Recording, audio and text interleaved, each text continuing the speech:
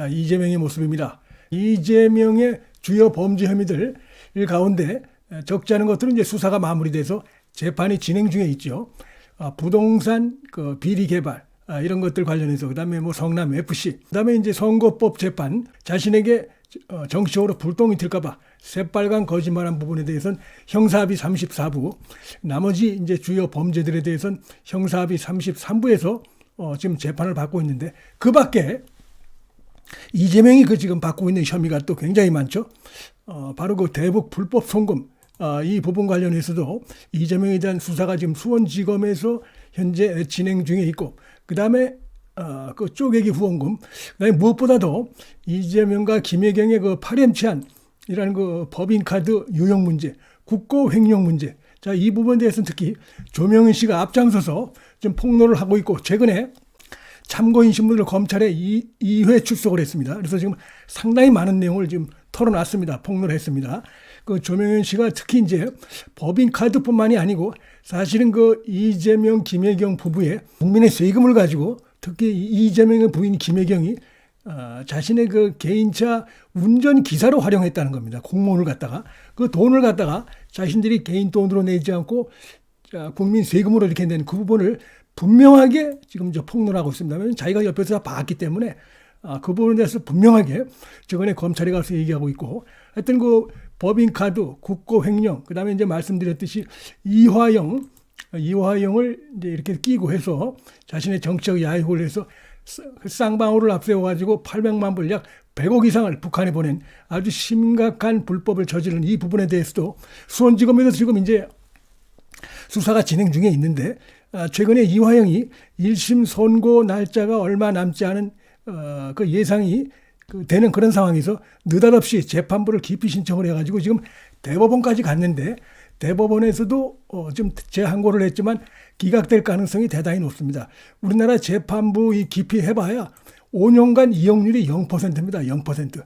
특히 이제 대부분의 이 재판부 기피가 어떤 민원, 이런 불만성, 여기서 나오는 것이고, 특히 이제 이화영은 누가 봐도 그동안 법원에서 여러 가지 재판부를 갖다가 기망하는, 재판 방해하는 이런 것들이 있었고, 특히 그 배후에 민주당 세력이 있다는 것이 정황이 많이 드러난 상황입니다. 그리고 무엇보다도 선고일을 코앞에 두고 이렇게 재판부 기피 신청을 했다는 점에서 이미 벌써 수원지방법원, 그다음에 수원고등법원, 그다음에 이제 대법원까지 갔지만 요거는 기각될 가능성이 역시 대단히 높다, 이렇게 생각이 됩니다. 다만 이제 국고 횡령이라든지 법인카드 이런 부분들은 이제 조명현 씨가 상당히 지금 협조를 하고 있는데, 이재명의 이 대북 불법 송금 관련해서는 이화영의 1심 선고 요거를 보고 거기서 나오는 내용으로 해서 주요 증거를 채택해서 이제 12월 9일 날 정기 국회가 이제 끝나고 방탄 국회가 열리지 않는다고 하면 그때 아마 12월 9일 이후로 영장을 청구한다든지 이럴 가능성이 상당히 지금 이제 예상이 되어 왔고, 또 지금 그래서 바로 이화영에 대한 1심 선고 결과 내용이 상당히 기대를 모아왔는데, 지금 돌발 변수는 발생했지만 어쨌든 이것이 조금 지체가 될 것 같습니다. 그래서 그런 점은 좀 아쉽긴 하지만 어쨌든 수원지검에서 말씀드린 대로 지금 이재명, 김혜경 관련된 이런 부분 관련해서 조사가 지금 현재 진행 중에 있는데, 갑자기 돌발 변수가 또 생겼죠. 바로 이재명, 김혜경 관련해서 재판을 지휘하고 있던 이정석 검사가 민주당의 이 고발로 해가지고 지금 감찰을 받고 수사를 받고 있고, 본인은 지금 대전 고검으로 발령났습니다. 일선 수사 지휘에서 손을 떼고 있는데, 자, 이게 물론 검사라도 잘못된 부분이 있으면 당연히 조사받고 처벌을 받아야 되지만, 바로 이재명의 이거 범죄 이 부분 관련해서 수사 지휘를 했던 그 수사 지휘 검사를 갖다가 이렇게 딱 찍어가지고 공수처, 그 다음에 검찰에 양쪽에 이들이 고발을 했는데, 이건 누가 봐도 속 보이는 것이고, 민주당이 어떤 수의 힘을 이용한 어떤 양아치적인 행태다. 역대 볼 수 없었던 이런 짓을 이재명과 민주당이 또 한 것이다. 이렇게 볼 수가 있겠습니다. 그래서 이 2차장 검사 자리가 그동안 공석이었는데, 조금 전에 오늘 대검에서 안병수 대검의 이 마약과 조직범죄 기획관 안병수 검사를 직무 대리로 발령을 했습니다. 수원지검 2차장 검사 자리에 직무 대리로 발령했습니다. 원래는 이제 최근까지는 공석이었고 여기에 이제 1차장 검사, 수원지검의 1차장 검사가 직무 대행을 했었는데 이렇게 해서 어쨌든 간에 직무 대리로 지금 발령을 한 것은 뭐 여러 가지 의미가 있다고 생각이 됩니다. 지금 뭐 중요한 사건을 수사 지휘하고 있는데 이걸 이렇게 뭐 직무 대행 체제로 해서 이렇게 갈 경우에 지금 탄력을 붙어서 하고 있는 이재명, 김혜경 관련된 이 수사 여기에 좀 차질이 있어서는 안 되겠다. 이런 검찰 지부의 의지가 여기에 충분히 들어가 있는 것이다. 이렇게 볼 수가 있겠습니다. 그래서 아직 검사들 정식 인사 발령 시즌은 아니고 하니까 이렇게 직무 대리로 안병수 대검 마약 조직범죄기획관을 이렇게 낸 것은 하여튼 이 수사가 큰 차질이 있어서는 안 되고 이 타이밍을 맥을 놓쳐서는 안 된다. 이런 것들도 여기서 엿볼 수가 있다고 생각이 되고요. 그래서 지금 이제 12월 9일 날 지금 이제 정기 국회가 끝나고 방탄 국회가 열리지 않는다고 하면은 이때 아마 수원지검에서 이재명에 대해서 지금 이제 수사해온 그런 부분 관련해서 영장을 칠 가능성도 충분히 있다고 생각이 됩니다. 그러한 의지도 반영된 것으로 생각이 되고 그래서 아마 지금 이제 수원지검장이 신봉수 지검장인데 신봉수 지검장도 이제 강력 특수통 출신이죠. 특수통 출신이고 윤석열 검찰총장을 도와서 거학들 상대로 수사해온 경험이 많은 인물인데 지금 이제 이 신봉수 지검장이 아마 이원석 검찰총장한테 요청했을 가능성이 있다고 봅니다. 이거 지금 1차장 검사로 해서 직무 대행을 시키는 이것이 여러 가지 1차장 검사가 업무가 과부하가 되고 이런 것이 1차장에게도 안 좋고 수원지검 1차장에도 안 좋고 그다음에 이 수사가 중요한 수사인데 좀 문제가 있을 수 있겠다. 그래서 이렇게 요청을 한 것으로 이렇게 예상이 되고 그걸 갖다가 이원석 검찰총장이 받아들여서 바로 그 대검에서 어떻게 보면 대검의 검사들이라고 하면은 이원석 검찰총장의 뭐 측근들이라고도 볼 수가 있는데 그 가운데서 한 명을 수원지검 2차장 직무 대리로 발령한 것으로 이렇게 본다고 하면은 지금 이원석 검찰총장이 어떻게 보면은 이재명의 이 범죄에 대해서 지금 직접 칼을 뺀 이런 의미도 있다고 봅니다. 신봉수 지검장과 그다음에 이원석 검찰총장이 지금 이재명 이 범죄 이 부분에 대해서 절대로 여기서 맥을 놓치지 않겠다. 이런 의지를 좀 엿볼 수 있는 이번에 인사가 아닌가 생각이 되고 최근에 그 국정감사장에 나와서도 이원석 검찰총장이 이런 발언을 했죠. 자기가 지금까지 수많은 뭐 박근혜 전 대통령도 담당하고 이랬던 경험이 있는 인물인데 지금까지 수많은 이 정치 범죄자들 자기가 담당해 왔지만 이 이재명 피고인 같은 이런 경우는 처음 본다.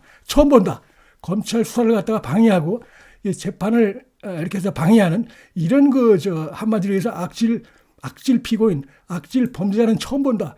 이런 얘기도 이원석 검찰총장이 지난번에 국정감사장에서 한 바가 있고 그동안 이재명에 대한 여러 가지 그 범죄에 대한 상당히 심각하게 이 범죄를 저지른 것으로 이렇게 지금 정리가 돼 있고 이원석 검찰총장도 이례적으로 기자들 앞에서 상당히 심각한 범죄고 이건 뭐 정치인에 대한 어떤 정치적인 그런 의미의 수사도 아니고 공소장도 아니고 바로 성남시장 시절 경기도지사 시절에 그렇게 해서 지방 권력을 마치 자신이 임금이냐 주머니 속에 자신의 권력이냐 이렇게 해서 자신의 측근들에게 부정한 이런 그 이득을 취하게 하고 거기에 자신의 어떤 정치적인 역시 목적이 당연히 개입되어 있는 것이죠.